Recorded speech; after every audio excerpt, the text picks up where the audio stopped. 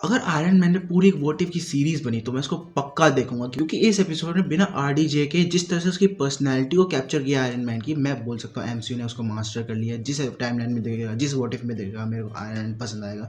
जिस तरह से उन्होंने बना रखा है, मैं बोलना चाहता हूँ iron man is the one of the best character.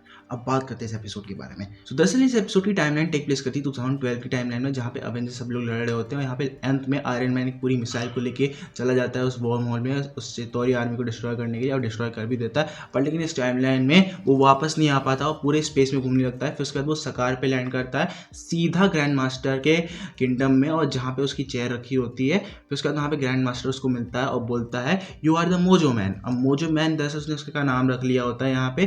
फिर उसके बाद यहाँ पे दिखाया जाता है कि सकार पे जो टाइमलाइन का सिलसिला रखता है वो ऊपर नीचे होता है, जिसकी वजह से टाइम बहुत ज़्यादा बीत जाता है हमें। और सकार पे दिखाया जाता है कि जो अवेंजर्स हैं वो जीत चुके हैं, और यहाँ पे पेपर सैड है और आयरन मैन यहाँ पे दिलासा देता है खुद को कि हम जीत गए। फिर उसके बाद यहाँ पे आयरन मैन जैसे ही जाने वाला था तो उसकी कमांडर यहाँ पे मेल्ट स्टिक को लेती है और यहाँ पे उसको वार्निंग दे देती है कि यहाँ से तुम नहीं जा सकते। फिर उसके बाद आयरन मैन एक रेस देख रहा होता है जो ग्रैंड मास्टर ही ऑर्गेनाइज करा रहा होता है। उस रेस में दरअसल ऐसा होता है कि रेस तो करते हैं पर लेकिन यहाँ पे तुम एक दूसरे पे अटैक भी कर सकते हो। यहाँ पे मेन एमसीयू टाइमलाइन से अलग थोड़ा सा हिसाब चल रहा है, जहाँ पे लड़ाई होती है यहाँ पे रेसिंग होती है। फिर उसके बाद हम देखते हैं यहाँ पे वैल्करी और कॉर्ग यहाँ पे रेस कर रहे होते हैं, जहाँ पे हम देखते हैं ग्रैंड मास्टर एक मॉन्स्टर रिलीज करता है कॉर्ग पे और कॉर्ग के पीछे लग जाता है। और यहाँ पे दरअसल हम देखते हैं जो आयरन मैन है अपना पूरा सूट पहनने की जगह आधा सूट पहन के वहाँ पे चला जाता है उस मॉन्स्टर को मारने। फिर हमें पता लगता है जो आयरन मैन का रिपल्सेस वो काम नहीं कर रहे। उसका एक रीज़न मैं बताता हूँ। दरअसल 2012 की टाइमलाइन में जब आप देखेंगे कि वो जब भी अपनी पावर पूरी यूज़ करके उस मिसाइल पे जाता है तो अपनी पूरी सारी रिजर्व पावर को यूज़ कर लेता है, जिसकी वजह से वहाँ पर उसकी सूट में कोई पावर नहीं रहती, जिसकी वजह से वो अब खुद भी एक रिजर्व पावर पे चल रहा होता है, जिसकी वजह से वो अपने रिपल्सेस यूज़ नहीं कर पाता है। उसके बाद हमें यहाँ पे दिखता है जो मॉन्स्टर ब्लास्ट होता है और हमें दिखाई जाती है गमोरा। गमोरा यहाँ पे आ चुकी है जो थैनोस ने भेजा उसे आयरन मैन को लाने के लिए। अब दरअसल यहाँ पे थोड़ी सी उनकी फाइट चलती है। फिर उसके बाद यहाँ पे ग्रैंड मास्टर आते हैं, सब पे डिस्क लगाते हैं और सबको बेहोश कर देते हैं। फिर उसके बाद यहाँ पे दिखता है कि आयरन मैन और गमोरा को एक प्राइवेट रूम की जगह कुछ ऐसे रोमांटिक रूम में डाल देते हैं और वहाँ पे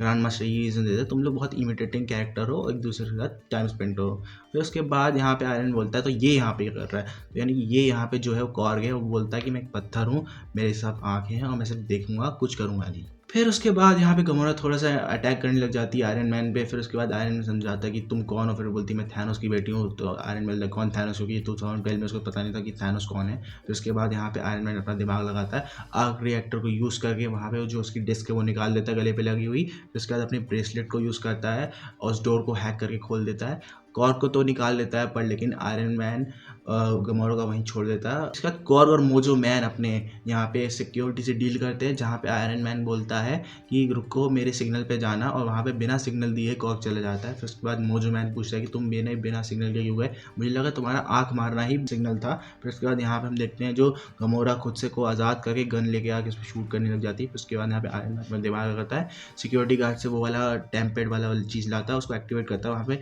गमोरा को इलेक्ट्रिक्यूट कर लेता है। फिर उसके बाद आयरन मैन को पता लगता है थैनोस वो है जिसने चित्तौरी आर्मी को भेजा था। उसके बाद यहाँ पे आयरन मैन यहाँ पे बोलता है कि तुम वही रीज़न हो जिसकी वजह से लाखों लोगों की जान गई और जिसकी वजह से मेरे एक फ्रेंड की जान भी गई और तुमने सबको मुश्किल में डाल दिया, जिसकी वजह से हमारे प्लैनेट पे बहुत ज़्यादा खतरा आ गया है। फिर मोजो मैन उसको इलेक्ट्रिक्यूट करने ही वाला होता है। फिर उसके बाद यहाँ पे ग्रैंड मास्टर आयरन मैन की वो चीज़ बताता है जो काइंड ऑफ सच है कि किसी की परवाह नहीं करता, ना ही किसी चीज़ की रिस्पॉन्सिबिलिटी रहता है, ना ही वो एक अच्छा है सुपर हीरो है। तो जिसकी वजह से यहाँ पे आयरन मोजो मैन को लग जाती है दिल पे। फिर उसके बाद यहाँ से वो निकल जाता है शिप पे बैठे हुए। फिर उसके बाद वहाँ पे उसकी कैप्टन आती है, उसको वहाँ पे इलेक्ट्रिक्यूट करती है गमोरा को, फिर उसको प्रिजन में डाल देती है। फिर उसके बाद यहाँ पे हम कॉर्ग और आयरन मैन को वैल्करी से मिलते हुए देखते हैं। फिर उसके बाद वैल्करी से यहाँ पे डिस्कशन करते हैं कि तुम अच्छी ड्राइवर हो, मेरे साथ आ जाओ, हम यहाँ से निकलने का प्लान बनाएंगे। फिर उसके बाद यहाँ पे वैल्करी मान जाती है और शराब पीने लग जाते हैं। और यहाँ पे पता लगता है कि जो शराब वैल्करी पीती बहुत ज़्यादा स्ट्रांग होती है, जिसकी वजह से टोनी जब उसके पीता है तो वो तुरंत टल्ली हो जाता है एक शॉट में। तो यानी कि यहाँ पे जो आयरन मैन है वो एसगार्डियन रम को बर्दाश्त नहीं कर सकता। फिर उसके बाद यहाँ पे वैल्करी और कॉर्ग और आयरन मैन मिलके वही आयरन मैन 1 का सीन रिपीट करते हैं, जहाँ पे वो स्क्रैप से एक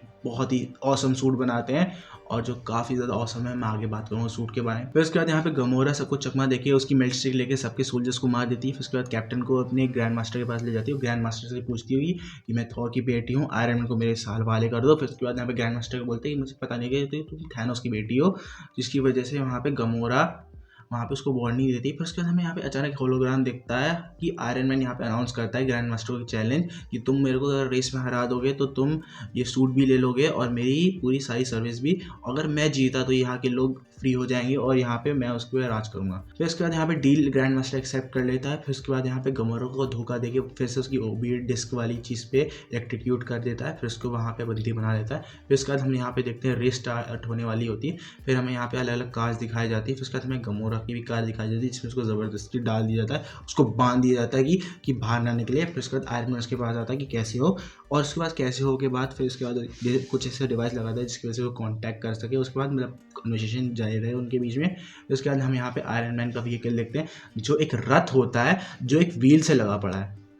चीटिंग करने के क्या तरीके हैं ग्रैंड मास्टर के। फिर उसके बाद हमें यहाँ पे रेस स्टार्ट हो जाती है। ग्रैंड मास्टर छोटी सी चीटिंग करता है, पहले चला जाता है। फिर उसके बाद यहाँ पे सारे रेस चले जाते हैं। फिर उसके बाद यहाँ पे बहुत अच्छी आसान रेस देखने को मिलती है कि गौर यहाँ पे टीम अप कर रहे हैं, आयरन मैन आगे जा रहा है। फिर उसके बाद यहाँ पे हम काफ़ी ज़्यादा एक एक्शन लेवल चीज़ देखते हैं। फिर उसके बाद हम आयरन मैन को आगे निकलते हुए देखते हैं। फिर उसके बाद यहाँ पे ग्रैंड मास्टर यहाँ पे कोई बटन दबाता है, कोई एक सारा सा दरवाज़ा खुल जाता है। उसके बाद यहाँ पे सारे रेसर्स नीचे गिर रहे होते हैं उस प्लेटफॉर्म से। फिर उसके बाद यहाँ पे सारी कार्स डिस्ट्रॉय हो रही, सब मर रहे हैं। फिर उसके बाद यहाँ पे आयरन मैन जैसे तैसे खुद को संभाल के आगे बढ़ता है। उसके बाद हम गमोरा का देखते हैं किस तरह से उस पर अटैक करने की कोशिश करती है आयरन मैन। उसके बाद हम वैल्करी उसको बचा लेती है। फिर उसके बाद हम यहाँ पे देखते हैं जो कैप्टन होती है वो मेल्ट स्टिक लेके आयरन मैन के पीछे जाती है, उसके गाड़ी को मेल्ट कर लेती है। आयरन मैन हवा में है। फिर उसके बाद हम यहाँ पे देखते हैं कि सब शॉक में। उसके बाद हम यहाँ पे देखते हैं आयरन मैन ने अपनी सूट को एक कमाल फॉर्मूला 1 कार में बदल दिया है जहाँ उसके आखिरी कटर चल रही है। और फिर हम यहाँ पे देखते हैं घमासान रेस चल रही है, बहुत ज़्यादा आयरन मैन आगे निकलने की कोशिश कर रहा होता है। फिर उसके बाद कई सारे ऑब्स्टिकल से गुजरता है जहाँ पे ग्रैंड मास्टर को एक्टिवेट करता है। किस तरह से घमासान रेसेस चल रही है। फिर उसके बाद जैसे हम देखते हैं कि आयरन मैन निकल ही रहा होता है, उसके आगे फिर ग्रैंड मास्टर यहाँ पे स्पीड अप करके वहाँ से गेट बंद करके 2 मॉन्स्टर को सामने ले आता है। फिर उसके बाद हम यहाँ पे देखते हैं कि गमोरा और आयरन मैन की डिस्कशन चल रहा है कि तुम अपने फादर से बढ़ के भी कुछ बन सकती हो, तुम्हारा नाम क्या है। वहाँ पे गमोरा अपना नाम बताती है कि मेरा नाम गमोरा है। फिर उसके बाद यहाँ पे मिसाइल शूट करती है उन मॉन्स्टर मर जाते हैं। फिर वहाँ पे गमोरा वहाँ पे उनकी कार डैमेज होकर वहीं पे रख जाती है। फिर उसके बाद यहाँ पे हम देखते हैं कि आयरन मैन यहाँ पे आगे निकल रहा है, वो 2 और राउंड लेने हैं। फिर उसका दूसरे राउंड पे जैसी फिनिश लाइन आने वाली होती है ग्रैंड मास्टर अपनी स्पीड बढ़ाते हैं। फिर उसके बाद हम देखते हैं आयरन मैन को अपने आर्क रिएक्टर को घुमाते हुए, आर्क रिएक्टर घुमाने के बाद जिस तरह से स्पीड लेते हैं और एंड मोमेंट पे 0.0 सेकेंड पे लाइन क्रॉस होती है और यहाँ पे आयरन मैन जीत जाते हैं और स्टाइल से एंट्री करके अपने आयरन मैन सूट में आते हैं और ग्रैंड मास्टर को नकारा करके हरा देते हैं। और मैं सॉरी बोलना चाहता हूँ अपनी बैड कमेंट्री के लिए। सॉरी, मैं इस तरह से थोड़ा सा एक्साइटमेंट बनाना चाहते थे इसके बारे में, जो होना चाहिए था कमेंटर वहाँ पे, जो मैंने कमी पूरी कर दी। उसके बाद हमें ग्रैंड मास्टर अपना पना करता है जिसकी वजह से यहाँ पे बोलता है कि हम लोग टाई हुए हैं, जिसकी वजह से मैं डिसाइड करता हूँ कि मैं विनर हूँ। फिर उसके बाद यहाँ पे जो ग्रैंड मास्टर अपना फाइनल चाल चलता है जहाँ पे वो अपनी कैप्टन को बुलाता है, जहाँ पे वो उसके पास मेल्ट स्टिक लगी उसके आगे, वहाँ पे आयरन मैन को मेल्ट करने जा रही होती है। फिर उसके बाद वैल्करी यहाँ पे आती है, अचानक उसको ठोकर मारती है जिसकी वजह से मेल्ट स्टिक निकल के पूरी तरह से हवा में उड़ के रोल जमीन पर टकरा के रोल होकर सीधा ग्रैंड मास्टर के पैरों पर लगती है, जिसकी वजह से ग्रैंड मास्टर भी वहाँ पर मेल्ट हो जाता है, जिसकी वजह से सब लोग खुश हो जाते हैं और वैल्करी को वहाँ का न्यू किंग या क्वीन मान लेते हैं। फिर वहाँ पे कॉर्क भी होता है तो कॉर्क भी वहाँ पे उसका असिस्टेंट बन जाता है। फिर उसके बाद आयरन मैन यहाँ पे जश्न मनाता है, शराब पीते हैं, और वो शराब वो नहीं पी पाता क्योंकि वो एक ह्यूमन है ऑब्वियसली। फिर उसके बाद यहाँ पे वो अपने घर जा रहा होता है। फिर उसके बाद यहाँ पे गमोरा आती है, उसको ले जाती है थैनोस के पास। उसके बाद थैनोस के पास जाते ही आयरन मैन उसे बोलता है कि हाँ मुझे लगा कि तुम ज़्यादा बढ़ के कुछ होगे, पर लेकिन यहाँ पे जैसे ही हम देखते हैं कि गमोरा वहाँ पे कूदती है, उसके बाद आयरन मैन अपनी जेब से निकालता है मेल्ट स्टिक, और मेल्ट स्टिक गमोरा ने लेके उसके ऊपर डाल देती है चेस्ट पे, और वहीं थैनोस मर जाता है और मेल्ट हो जाता है। व्हाट, इतना आसान था थैनोस को मारना? थॉर को इतनी ज्यादा अकल नहीं है कि मेल्ट स्टिक वहां से चुरा ले? वहां पे फिर आयरन मैन कैसे मर जाता है? एमसीयू की माँ का